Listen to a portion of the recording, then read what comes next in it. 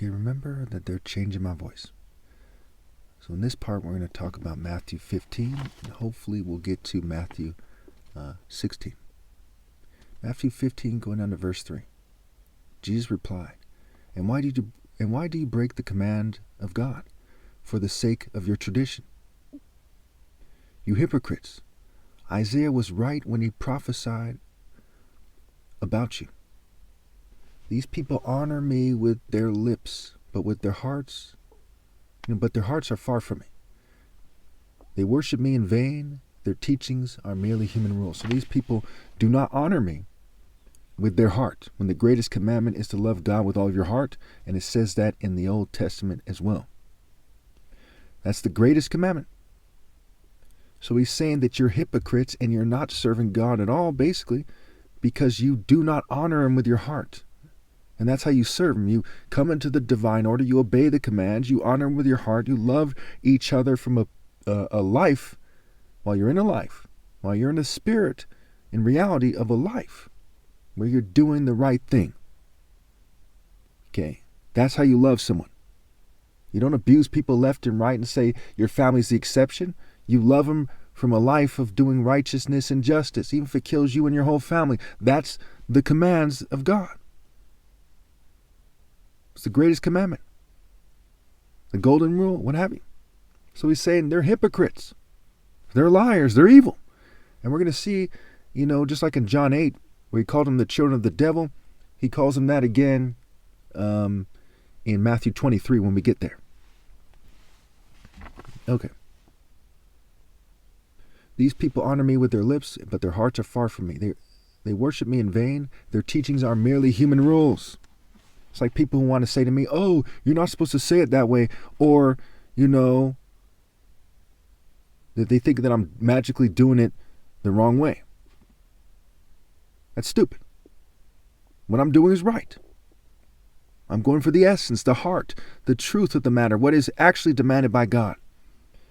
Not technicalities and mere human rules, customs, and traditions. That's in vain. That's what makes someone a hypocrite.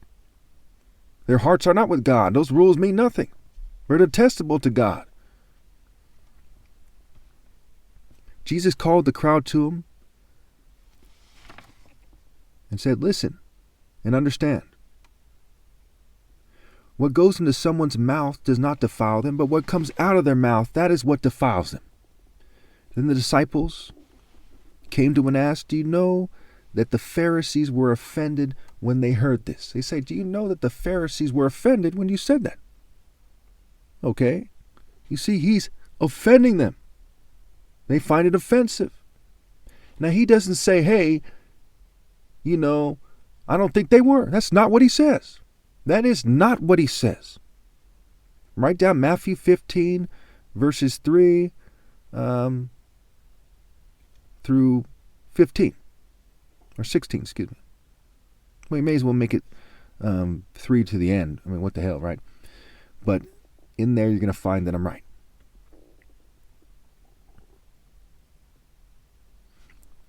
Okay. So this is what he says. He replied, every plant that my heavenly Father has not planted will be pulled up by the roots. Leave them, they are blind guides. If the blind lead the blind, both will fall into a pit. So he says their trajectory is going to send them to the pit of hell. Peter said, explain the parable to us.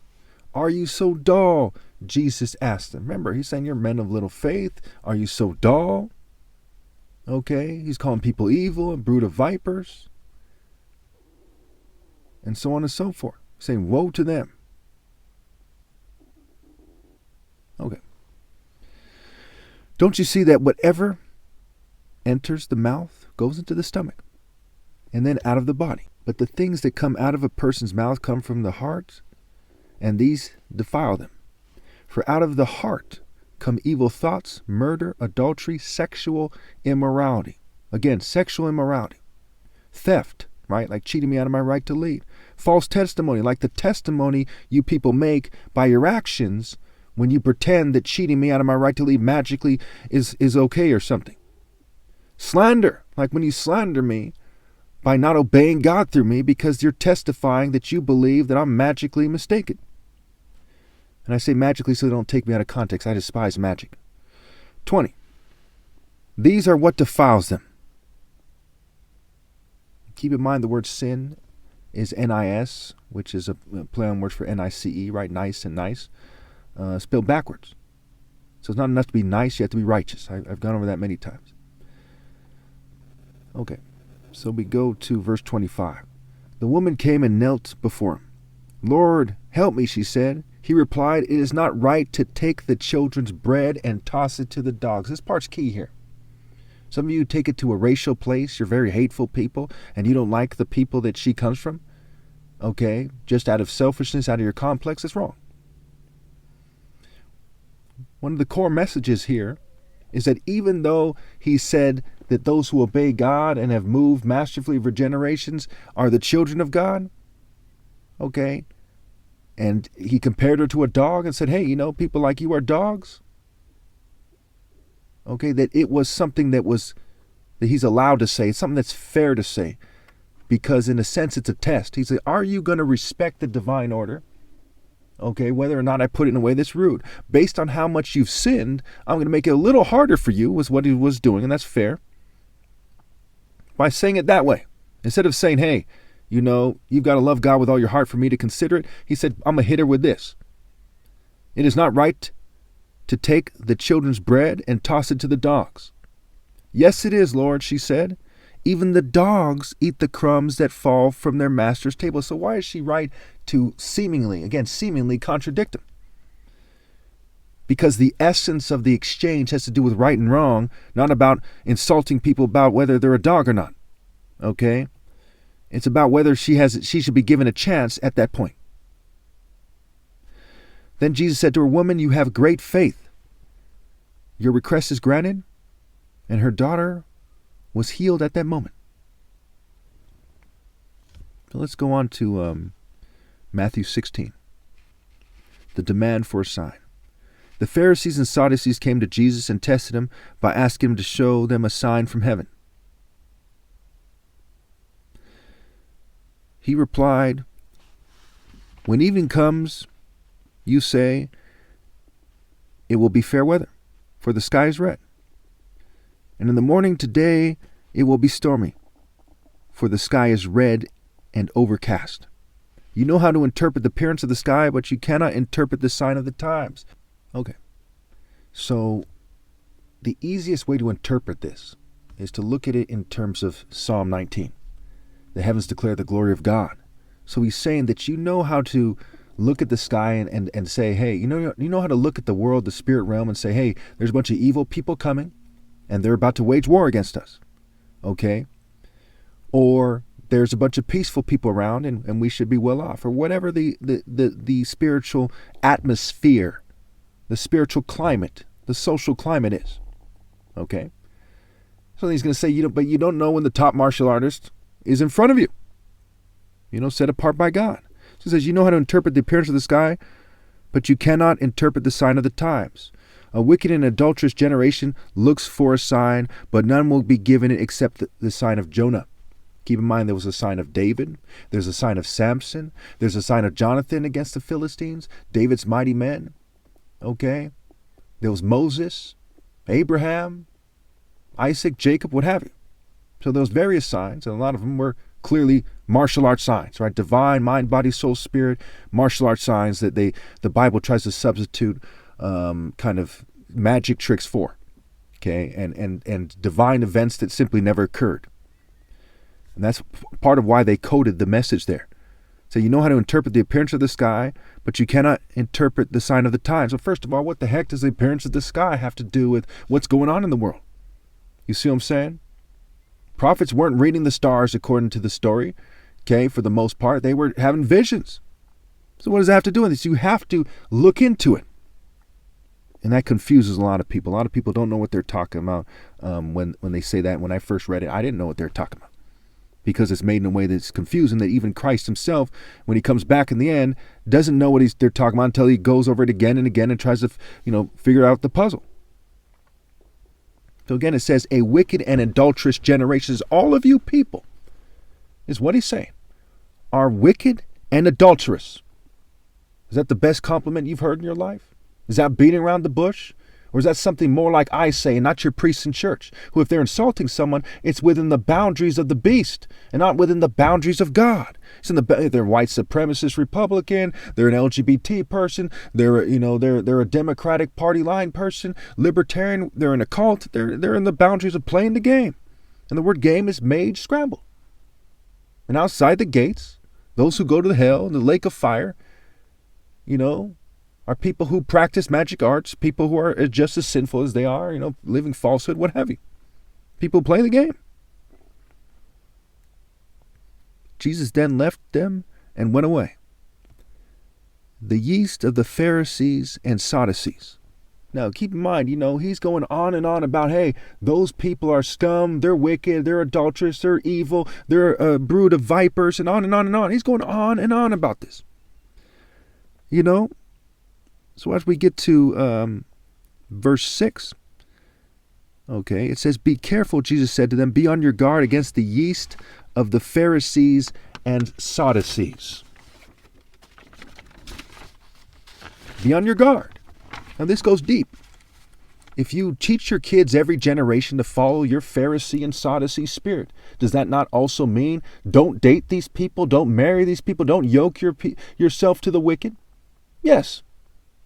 Be on your guard against people who teach things in a way that's different than the way I teach it, who don't tell you the truth about things. That's everyone else right now. That's why it says you have one teacher, that's the Messiah, one instructor. Okay, that's part of why. It's also the divine order, what have you. So people can't contradict me and be right. And that's different than what the Canaanite female did. She basically was responding to the test that was given. Okay, when I'm talking about the divine order, it's not a test. They're supposed to obey God through me. Okay. They discussed this among themselves and said, it is because we didn't bring any bread. Now keep in mind that they're making the same mistake that you people are making when it comes to the cloud.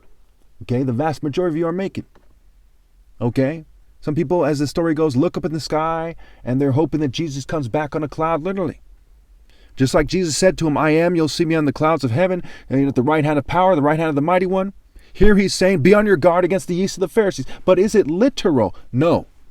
Just like the story in general, it's part of the language of heaven, which is the language of the story, and sometimes it's literal, sometimes it's not, but in key places that you people have confused, it's figurative.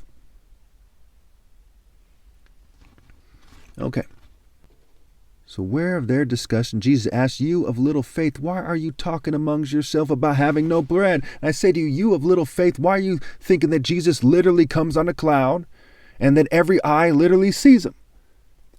Without holiness, no one will see God. Hebrews. The cloud is figurative. Psalm 18:42, Jeremiah 4:13, Isaiah 30, especially verse 30. His arm coming down with raging anger and consuming fire with cloud bursts, thunderstorm, and hail. Cloud burst. It's figurative. It's been used time and time again in a figurative manner. You of little faith, you who have not attached yourself to righteousness, who are blinded to the nature of righteousness. Okay, going to verse 12. Then they understood he was not telling them to guard against yeast use in bread, but against the teaching of the Pharisees and Sadducees. The teaching. Like someone teaches their children, like someone teaches women in a sex cult or social club. They're teaching, like religious hypocrites are teaching people falsely. Instead of the true religion, to rejoin the true legion of God. Religion, ra, legion, ra meaning God, and in Hebrew means evil because they're known to call good evil and evil good. It's a huge part of the story. The masses of the Jews in the story calling good evil and evil good. 21. From that time on, Jesus began to explain to his disciples that he must go to Jerusalem and suffer many things at the hands of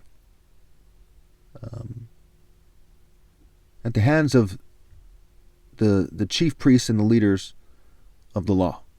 Okay, the hands of the elders, chief priests, and leaders of the law. So I wrote this down, even though I typed it up already before. That's why, I had to stop there. So again, he's telling them he has to suffer at the hands, right? I said the hands of God is the hands of the adversary. Satan means adversary. The elders, chief priests, and teachers of the law. These are the guys who run the institutions, who allow it for the churches and the schools and what have you, and the political groups. These are your enemies. These are the enemies of God. Even if you serve them, they're your enemies. That's how evil they are. And then he must be killed and on the third day raised to life. Now watch what happens next. Okay? Is God on the side of the debate that you should rally to me and be ready to die? Or is he on the side of the debate of Satan saying you should save your flesh? Well, let's see what happens. Peter took him aside and began to rebuke him. Never, Lord, he said, this shall never happen to you. Jesus turned and said to Peter, get behind me, Satan. You are a stumbling block to me.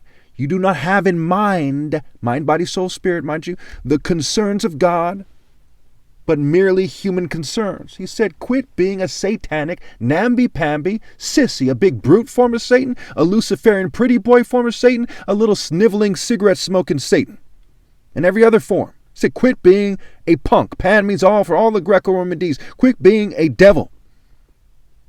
And Pan is the devil on the tarot card, and there's other forms as well, what have you. Then Jesus said to his disciples, whoever wants to be my disciple must deny themselves and take up their cross and follow me. And follow me. And what's he talking about? He's saying he's going to be delivered to them and they're going to kill his flesh. He said, if you want to be my disciple, you got to take up your cross and follow me and die for God like someone who has heart. Not like some kind of sniveling worm trying to save their own life. And does Isaiah reiterate that? Say that before that? Yes, Isaiah 57. Because the righteous are taken away to be spared from evil. They're killed. Does Revelation double down on that? Yes. Triple down and quadruple and on and on. Yes. It said they did not love their lives so much as to shrink from death. And these are the guys who make it to heaven. Whoever wants to save their life will lose it. Whoever loses their life for me will find it. What good will it be for someone to gain the world yet forfeit their soul? Or what can one give in exchange for their soul? So your flesh is not as important as your soul. And so it should be with your families. But you teach them to save their flesh and not their souls. And that's the yeast of the Pharisees, the yeast of the devil. For the Son of Man in his Father's glory with his angels, his Father's martial art glory, Exodus 15:3, the Lord is the warrior, the Lord is his name. For the Son of Man in his Father's warrior, martial arts glory with his angels. Okay? He'll come in his glory with his angels, and they will reward each person according to what they have done. I was being fumed when I wrote this, so I made little typos, but that's what he's saying. It's clearly, should be on the screen. Truly I tell you, some who are standing here will not taste death before they see the Son of Man coming in his kingdom. Now, what's it saying? Well, at one point in the story, this is part of why I don't like the Bible. You got to piece things together. It says that if I'm telling you the truth, then it means the kingdom of heaven is upon you. And in Hebrews it says what? Without holiness, no one will see the Lord. So some of you will achieve holiness to the point where you see that I'm the Son of God and that there's angels around me, that God is with me and the kingdom is coming in his glory. And yes, we're waging war. And yes, lots of people die every day. And yes, that puts me far above everyone else. That's what he's saying. Now, some people took that and they started to argue that they believe that magically there's no true message in the Bible that's hidden. The Bible, as determined by them, as interpreted by them, is poison. You can tell by their poisonous and toxic and evil lives. But when you get to the truth and you come into the divine order, it can help you think. It can help you become a calculating and person, a very analytical person. As you can see in these videos, I'm very analytical to the point where even when they're fuming and poisoning me and sabotaging me, provoking me, my arguments are profoundly true and far greater than all the other arguments in the world. And they're they're reflecting the precise spirit of God that God expects me to do and expects everyone else to do, expects everyone to be in. You see what I'm saying? So they might change my voice and confuse you about the sound of one's voice when they're the Spirit of God, and they've done that consistently. So expect that. And that's why I say focus on the logic. Don't focus on my voice. Focus on the logic and write it down point by point. If someone disagrees with you, argue with them point by point. And before I die, ask me questions. Say, hey, this guy said this in response to your point. So not only the people listening have a chance to disagree with me if they disagree, but they have a chance to talk to other people and say, hey, this guy, little Timmy over here, said that you're wrong about this because of X, Y, and Z. And they say it to me. And then I'll tell you what the truth of the matter is and straighten that out. Thank you. Okay, really quickly, keep in mind that they mess up the annotations quite often on purpose, but you have the option to hear the annotations. What God does not give you the option to do, what God forbids you to do, is to listen to other people about this. Okay? You can go to their videos and see what they have to say briefly, okay, and then come back, but you shouldn't listen in terms of following them. That's what I mean. God forbids you to listen and follow other people. You can hear them out to some degree. Don't waste your time. Hear them out to some degree, to the necessary degree. Then come back and say, hey, you're right. This is the nonsense that they're saying. So they made it so my videos are hard to listen to. That makes them more repugnant to God. That makes them more disgusting to God. If atheists try to, so we know how, even though you don't know how I feel. You're an atheist. You insult God by being an atheist, so you can shut up.